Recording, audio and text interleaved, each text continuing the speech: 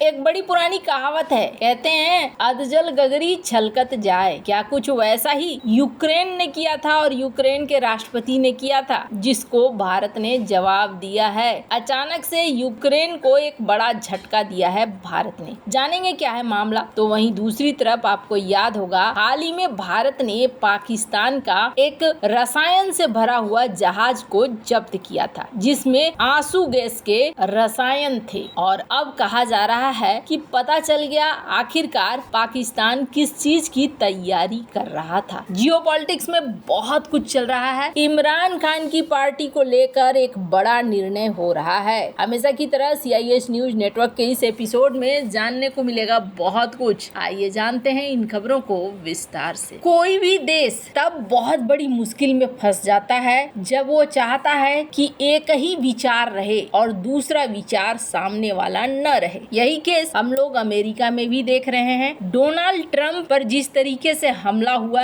ऐसा लग रहा है जैसे जो विचारधारा राइट विंग की है, बदलाव की है, उसके खिलाफ में सामने वाले की विचारधारा है। जो हाल इस समय दुनिया में देखा जा रहा है, उसका एक नमूना अब पाकिस्तान में भी देखने को मिल रहा है। हालांकि कोई नई बात नहीं है पाकिस्तान के लिए। अपनी आजादी के 75 साल में से आधे से ज्यादा समय में पाकिस्तान ने कई बार यही देखा है कि सेना का शासन रहा है और जो लोकतांत्रिक चुनी हुई सरकारें हैं, वो अपना पूरा कार्यकाल भी पूरा नहीं कर पाती है। पाकिस्तान में एक रिकॉर्ड है कि अभी तक चुनी गई सरकार ने 5 साल के कार्यकाल को पूरा नहीं किया है। लेकिन पाकिस्तान में राजनीतिक पार्टियों पर हमेशा से कठोर कार्रवाई की जाती रही है। जो भी सामने वाली पार्टी खतरा दिखने लगता है, उस पार्टी पर फिर एक्शन शुरू हो जाता है। अब पाकिस्तान में इमरान खान की पार्टी पर लगने वाला है प्रतिबंध। ये कुछ वैसा ही है जैसे कि पाकिस्तान में जुलाई 1954 में पाकिस्तान की कम्युनिस्ट पार्टी पर प्रतिबंध लगा दिया गया था और उस पर यह आरोप था कि 1951 में तत्कालीन प्रधानमंत्री लियाकत अली खान की सरकार को उखाड़ फेंकने की कोशिश थी। मेजर जनरल अकबर खान के नेतृत्व में कहा गया कि सोवियत संघ ने फुल समर्थन दिया था, लेकिन ये असफल हो गया और यहाँ उनकी पत्नी मशहूर शायद फैज अहमद फैज, दर्जनों सैन्य अधिकारी, कम्युनिस्ट पार्टी के महासचिव, इन सब को गिरफ्तार कर सलाखों के पीछे डाल दिया गया और फिर इस पार्टी पर भी बैन लगा दिया गया। 26 मार्च 1971 तत्कालीन राष्ट्रपति जनरल याहवा खान ने शेख मुजीबुर रहमान की अवामी लीग पर प्रतिबंध लगा दिया। तो जो भी सत्ता पर बैठता है वो कोशिश ये करता है कि लंबे समय तक वो सत्ता पर बैठे रहे और अगर कोई रास्ते में आता है तो उसे किसी न किसी तरीके से हटाया जाए। हालांकि कई बार वैध कारण भी बनते हैं, कई बार अवैध कारण भी बनते हैं। कुछ पार्टियां सचमुच में देश के अहित के लिए हो जाती हैं, तो कुछ पार्टियों को राजनीतिक कारणों से भी भेजा जाता है अंधेरे में। वैसे आपको बता दूं, पाकिस्तान के इमरान खान के ऊपर से कुछ केस हट गए थे। अब ऐसा लगा था कि इमरान खान जेल से बाहर आ जाएंगे और जेल से बाहर आने के बाद क्या सीन बनता ये आपको पता ही है। अब कहा जा रहा है कि पूरी पार्टी पर बैन लगाया जाएगा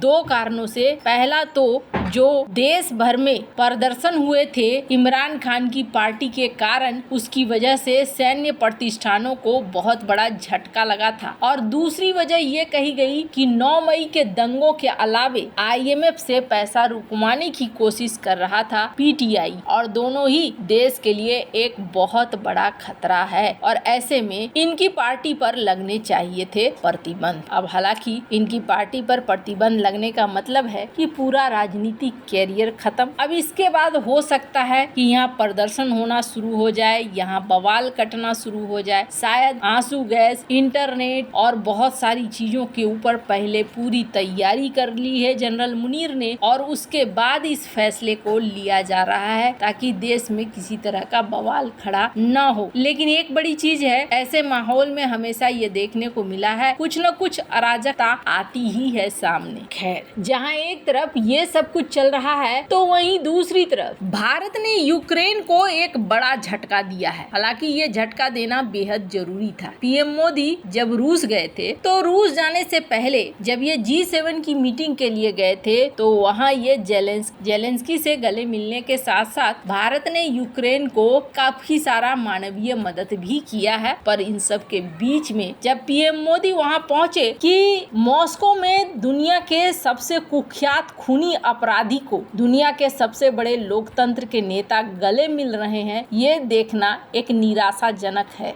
जेलेंस्की के तीखे बयान देखने को मिले थे। हालांकि यूक्रेन ने पहले भी इसी तरीके के बयान दिए थे, जिसमें इन्होंने कहा था भारत रूस से तेल नहीं खरीद रहा है, हमारा खून खरीद रहा है। थोड़ा इतिहास को देखें, स्क्रीन पर एक कटिंग देख रहे हैं आप। 1990 यूक्रेन ने पाकिस्तान को 320 Ukrainian TATUD main battle tank दिया था, $650 मिलियन का। आपको बता दूं, इसके अलावे 1991 से लेकर 2020 तक पाकिस्तान के साथ इन्होंने करीब $1.6 बिलियन का व्यापार किया था। इस पीरियड में कहा जाता है कि पाकिस्तान यूक्रेन का सबसे बड़ा आर्म कस्टमर था, हथियारों को खूब खरीदा। दिसंबर 2008 पाकिस्तान ने यूक्रेन के साथ एक एग्रीमेंट किया था और इसने 4 II-78 रिफ्यूलिंग एयरक्राफ्ट खरीदे थे। जून 2020 यूक्रेन की कंपनी ने पाकिस्तान के साथ एक $multi-million का कॉन्ट्रैक्ट साइन किया था पाकिस्तान के एयरफोर्स का II-78 को अपग्रेड करने का, इसे मॉडर्न करने का,